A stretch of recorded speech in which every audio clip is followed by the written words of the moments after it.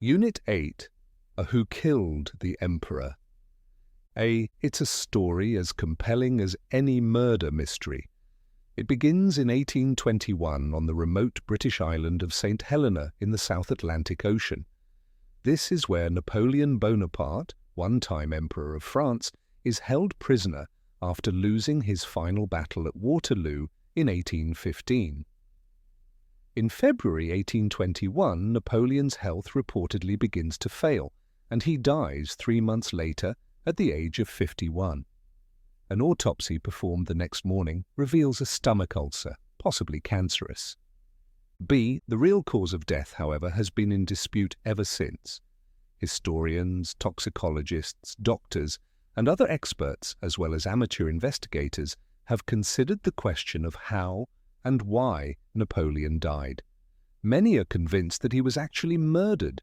So far, though, the experts have not been able to reach an agreement. Political murder?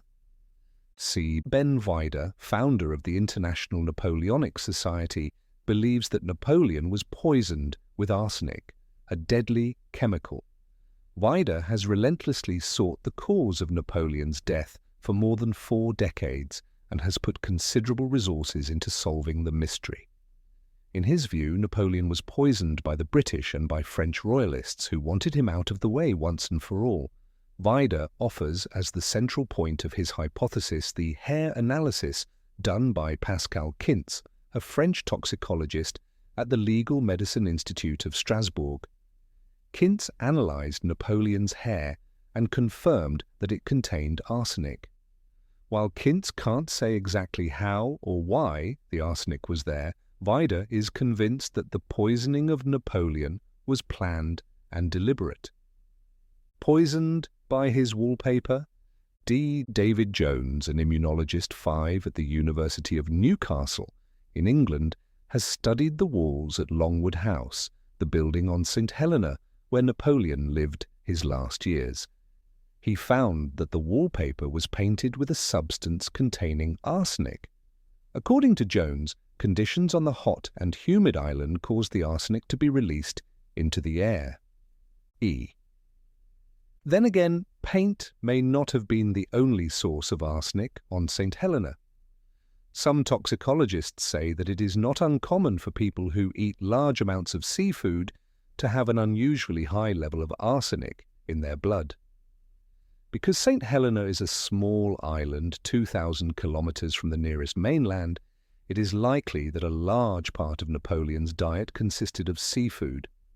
Additionally, the doctors who examined Napoleon's body after his death didn't find any of the usual symptoms associated with arsenic poisoning, such as bleeding inside the heart. Doctors' mistake? Stephen Karch, an American heart disease expert, believes that Napoleon was killed by his own doctors. They gave him large doses of dangerous chemicals commonly used as medicine at the time. According to Karch's theory, the day before Napoleon's death, he was given a massive amount of mercurous chloride, a chemical once given to patients with heart disease. That and other medications, Karch theorizes, disrupted Napoleon's heartbeat and ultimately caused his heart to cease beating. While Karch admits that arsenic exposure was a partial cause, he believes it was the doctor's errors that actually caused the heart attack. Disease? Historian Jean Toulard believes that cancer and ulcers, as reported by doctors who examined the body, were the cause of Napoleon's death. Toulard remains unconvinced by Kintz's hair analysis. In his estimation, the hair that was tested may not even have been Napoleon's.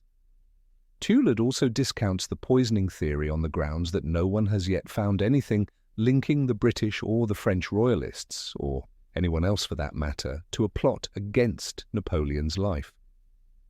Still, doubts remain that cancer was one of the main causes. One cancer specialist believes that Napoleon probably didn't have advanced stomach cancer because people with that disease always lose a lot of weight. According to reports, Napoleon never lost any weight during his stay on St. Helena. In fact, he gained a fair amount. A case of revenge. One of my ancestors did it, says François de Condé-Montholon. I'm an aristocrat. Aristocrats don't like revolution, and Napoleon made revolutions. Condé-Montholon's great-great-great-great-grandfather, the Count of Montholon, was stationed with Napoleon on St. Helena.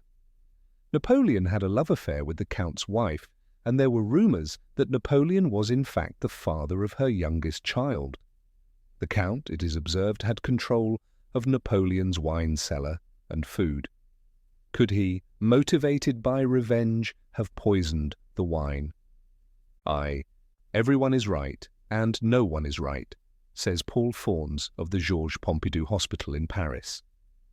Faunes has reviewed the 1821 autopsy report and other historical records and concludes, Napoleon may have died with cancer, but he didn't die of cancer. Likewise, he says that although the hair analysis indicates the presence of arsenic, no one can say if he was intentionally given the arsenic, or if it was what ultimately killed him. In Faunes's opinion, evidence for murder by poisoning is inconclusive and wouldn't hold up 7 in a court of law. Jane Napoleon, Bonaparte's body was returned to France in 1840, and it has rested in a grand tomb in Paris ever since.